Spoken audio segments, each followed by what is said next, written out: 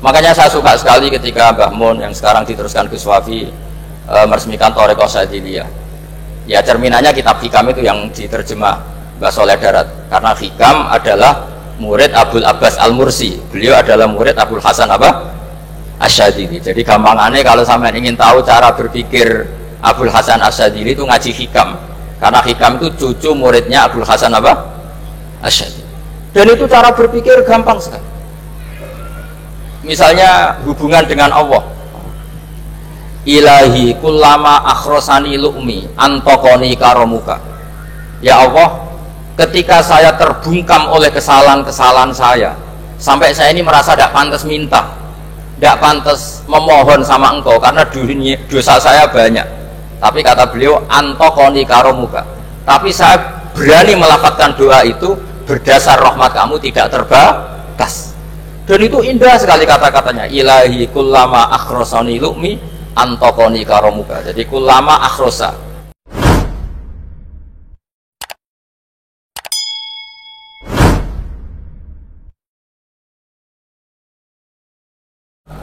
Bismillahirrahmanirrahim.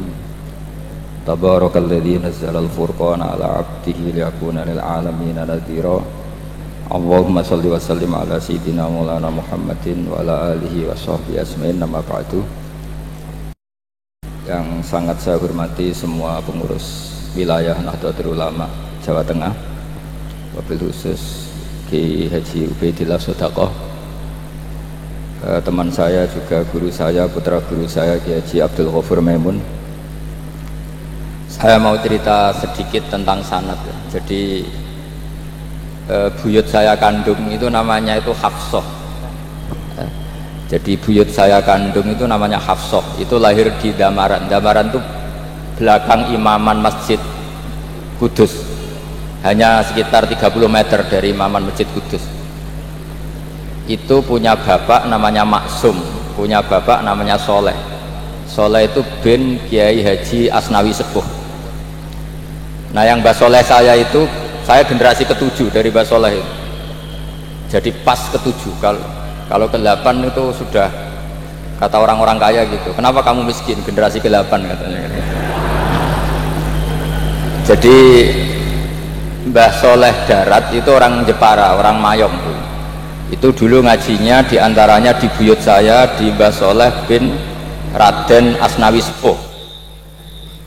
Raden Asnawi Sepuh itu cucu dari Mbah Mutamakin. Itu kesanatan saya. Jadi saya punya naskah banyak. Tadi Gus Nurul tak kasih tahu. Ini diantara contoh naskah Mbah Soleh Darat. Saya punya banyak, mulai Hikam sampai Jawahirut Tauhid, terus beberapa tulisan-tulisan beliau itu masih di lemari buyut saya di Pondok Damaran. Terus buyut-buyut saya itu juga yang diantaranya ada yang nikah di keluarga Gedungan, dan itu sebagian melahirkan Pak Said Akil. Jadi buyut-buyut Pak Said itu adiknya buyut saya, tapi kalau saya dengan beliau itu sepuh beliau. Jadi kalau saya manggil Pak Said itu kira-kira kalau nggak paman ya mbah. Kenapa saya cerita ini? Karena diantara ikatan sanad itu dzurriyatam ba'duha min ba'd, ada keterikatan cara berpikir berdasar sanad. Tadi seperti yang dikatakan moderator, laulal isnadu laqala man sa'a ma sa'a. Andai kan tidak ada sanad, maka orang akan berpikir agama sesuai maunya. Dan itu bahaya sekali, karena agama ini riwayat, seperti tadi yang dikatakan inna hadzal ilma dinun fanzuru amman ta'khuduna dinakum. Saya punya sekian contoh cara berpikir sanad dan cara berpikir rasional. Di akhir Ihya itu ada cerita tentang rojak, dan ini pasti di luar dugaan sampai, karena sanad itu cara berpikir itu ya ikut saja. Yaitu ada 2 orang ahli neraka dipanggil Allah dalam keadaan di borgol, ditanya sama Allah, enak di neraka? Jawabannya pemuda itu ya, wah Gusti ya, di neraka kok enak? Ya jelas gak enak. Ya sudah, kamu kembali lagi ke neraka. Dugaan kita kan pasti anak ini gak mau. Ternyata enggak, dia lari sekenceng-kencengnya menuju neraka, semangatnya Masya Allah. Makanya ini sekaligus ijazah, kalau disuruh masuk neraka yang apa? semangat. Oh itu Tuhan akhirnya tanya, loh kamu tak suruh ke neraka kok semangat? Gusti saya ini sudah kapok ketika di dunia kalau jenengan nyuruh sholat saya lelet, jenengan menyuruh kebaikan saya lelet. Sebagai bentuk kapok saya, jenengan menyuruh saya ke neraka saya semangat supaya saya nurut. Barokahnya semangat menuju neraka, ya sudah di surga saja. Ya, makanya ini nanti kalau kamu disuruh masuk neraka yang apa? Semangat. Karena kita di dunia itu ada di akhir ihya. Artinya itu kan di luar dugaan kita. Cara berpikir seperti itu di luar dugaan kita. Akhirnya dia jadi ahli jannah. Cerita kedua ya masih di bab yang sama. Yang satu disuruh enak di neraka, ya enggak Gusti. Sudah kembali lagi ke neraka. Si orang ini tolak itu. Terus ditanya sama Allah, kenapa tolak? Ya Allah, ketika engkau memanggil kami ke surga, saya tidak pernah ngira kalau akan engkau kembalikan lagi ke neraka. Ya sudah, kamu di surga saya karena khusnudzon sama saya. Ini berarti ada dua sanad. Lucunya sama-sama benar. Yang semangat ya benar, yang lelet juga benar. Maka kamu punya dua pilihan. Nanti kalau disuruh masuk neraka, bisa semangat, bisa apa? Lelet. Dan semuanya nanti di surga. Artinya begini, sanad itu apa ya? Enggak yang kita duga. Makanya saya mohon siapapun yang mencintai agama ini harus banyak baca. Jangan nuruti emosi, kemudian emosi itu di atas namakan agama. Di Sahih Muslim itu ada cerita, ini termasuk hadis pegangan kan Sahih Bukhari Muslim. Itu ada cerita seorang sujud sama Allah itu kan banget baiknya, sangat baik. Kemudian yang sujud ini diinjek oleh pemuda yang nakal. Diinjek. Ketika diinjek, yang sujud spontan ngomong begini, fa wallahi la yaghfiru wallahu laka. Demi Allah, Allah tidak akan maafkan kamu. Di luar dugaan, tentu kalau nggak ada sanad, omongan ini normal karena nginjek orang apa? Sujud. Tapi di luar dugaan, Allah mewahyukan ke Nabi di zaman itu, disuruh bilang sama orang yang sujud itu, Allah ngendikan manggal ladzi yata'alla alayya alla aghfira li fulan faqad ghafartu lahu wa ahbattu amala. Siapa yang mencatut nama saya bahwa saya tidak bisa memaafkan orang yang nginjek, Allah tersinggung karena namanya dicatut. Saya ini Tuhan bisa menyiksa dan bisa mengampuni. Kenapa sifat saya jadi satu hanya menyiksa? Sifat ampunan saya di mana? Itu kalau nggak sanad tidak bisa.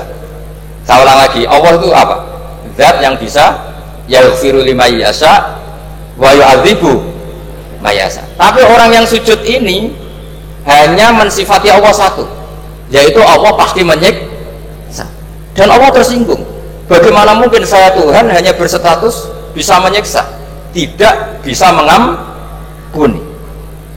Akhirnya orang ini disalahkan, malah yang sujud tadi bilang ke orang itu, sujudnya saya hapus pahalanya, dan yang nginjek saya hapus dosanya. Tapi ya bukan berarti terus kamu boleh nginjek orang sujud, ya enggak. Artinya gini loh, saya hanya memperkuat moderator tadi, berpikir agama itu berdasar sanad. Kalau nuruti emosi pasti kita akan setuju Allah tidak ngampuni yang menginjak.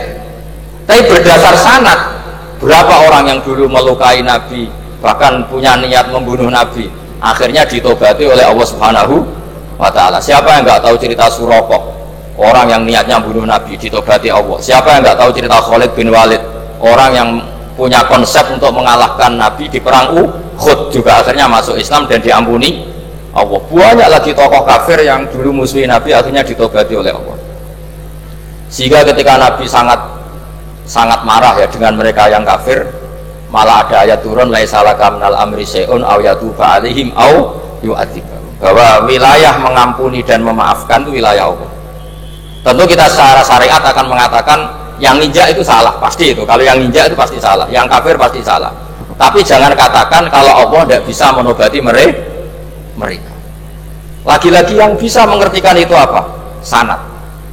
Kita ngaji di bab itu bahwa ada orang diinjak, ternyata Allah ketika yang sujud mengatakan wallahi la yaghfiru wallahu laka, demi Allah, Allah tidak akan maafkan kamu.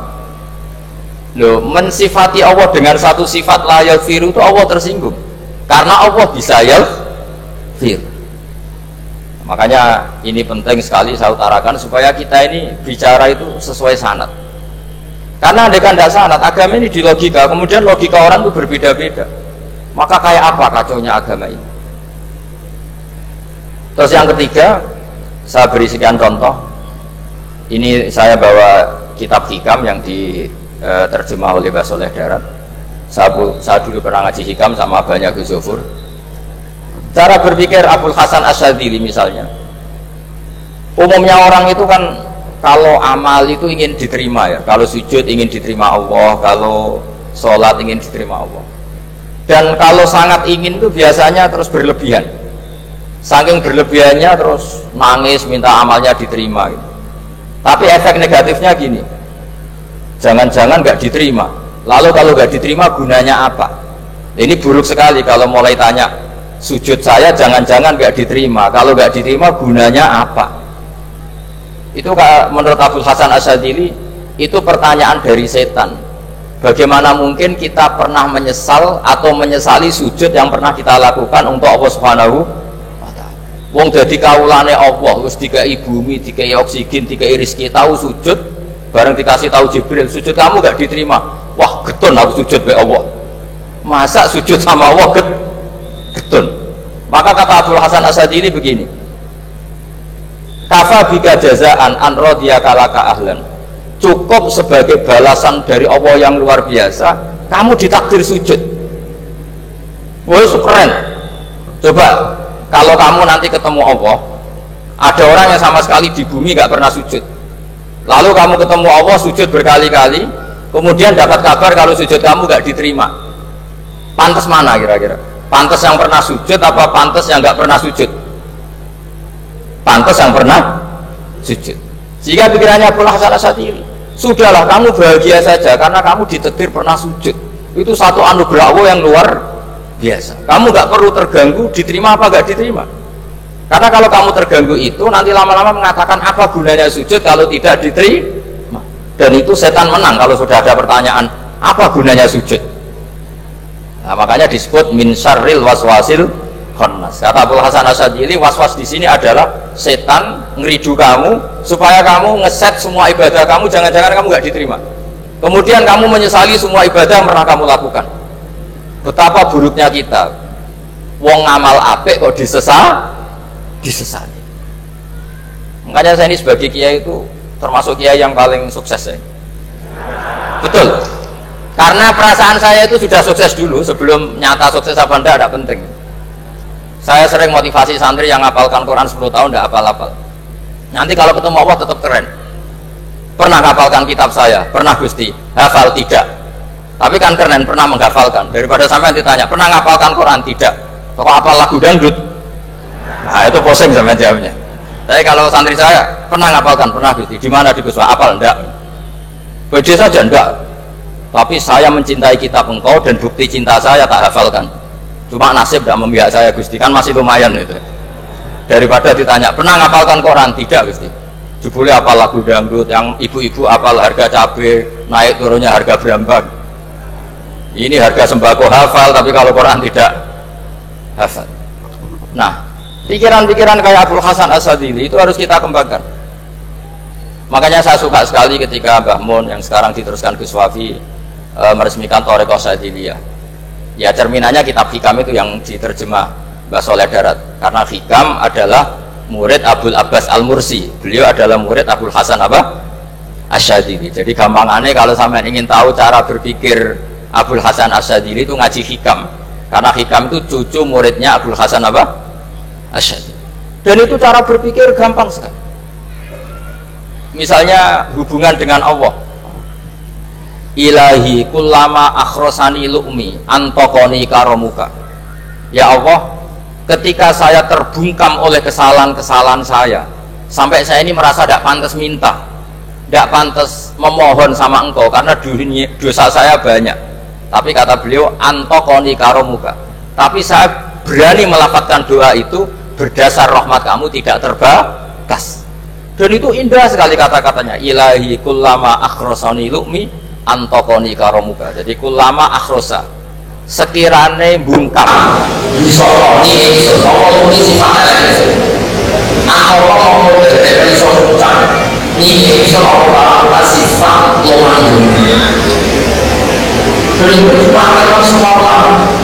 ya nafsula taknati min zallatin azumatin al kaba'ira fil kufrani kalamami.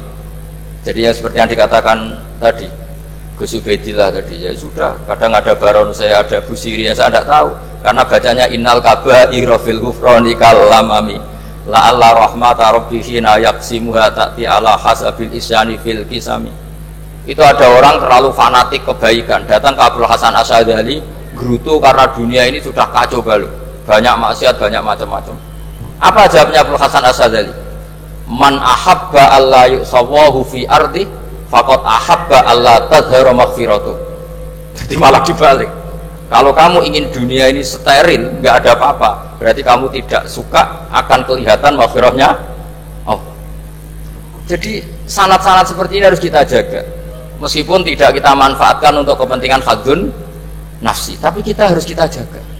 Jika kita jadi orang itu tidak terlalu sepaneng dengan pikiran kita bahwa maksiat itu pasti mendatangkan azab. Kok kamu katakan pasti, itu buktinya apa? Maksiat itu salah, kalau salah harus istighfar. Maksiat itu salah, tapi Allah bisa saja mentobati yang maksiat kemudian jadi orang baik, karena Allah tetap bersifat yaghfiru liman yasha wa yu'adzibu may yasha. Kok kamu katakan pasti-pasti, itu sanadnya dari mana? Jadi ini pentingnya sanad ya. Jadi kita harus terus menjaga sanad ini supaya cara berpikir agama sesuai garis yang pernah ditulis oleh para ulama, yang semua itu musalsal ila Rasulillah sallallahu alaihi wasallam. Terus ini mumpung ini di depan Gus Zofur juga, ini pernah tak baca di depan putra-putra beliau, di depan anak-anak. Ini nanti saya hadiahkan ke PWNU Jawa Tengah. Saya nulis kitab ini sebagai bentuk saya bahwa apa yang dilakukan Syekhina Kiai Haji Maimun Zubair semuanya itu berdasar khazanah-khazanah yang ada dalam kitab-kitab Al-Kutubil Mu'tamadah. Di antaranya ini kitab Khilyatul Auliya. Kitab Khilyatul Auliya itu kitab kesayangan Imam Ghazali. Sampai kalau baca Ihya Juz 4 itu beliau memberi saran ke kita, wa alaika bimudawamati mutolaati kitabi Khilyatil Auliya wa tabaqatil asfiya. Karena Imam Ghazali fi manaqibil akhyar itu nginduk kitab Khilyatul Auliya karangannya Abu Nu'aim Al-Asfihani. Kalau di tasawuf beliau nginduk kitab namanya Qutil Qulub karangannya Abu Thalib Al-Makki. Kalau di fikih tentu beliau nginduk gurunya sendiri Imamul Haramain, yaitu Nihayatul Matlab fi Dirayatil Madhab. Ini saya beri contoh kenapa Mbah Mun, Kiai Ubaidillah, semua tokoh-tokoh NU cara perilaku itu santai, rileks tapi terarah. Ini saya beri contoh. Ini riwayat dari Sufyan bin Uyainah, termasuk gurunya Imam Syafi'i. Ini halaman Amit sekali dulu Pak Kiai. Ini tak kasih. Yang pengurusan Mas Taufik. Halaman 24.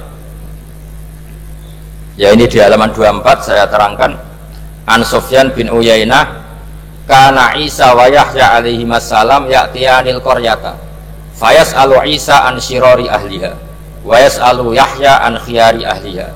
Faqala lahu Yahya lima tanzilu ala syirarin nas qala innama ana tabibun udawil mardo. Ini di juz 7 halaman 323. Jadi mulai dulu ulama itu ada yang fokus ngelola orang-orang soleh, tapi ada juga yang mendokteri orang-orang yang macam-macam.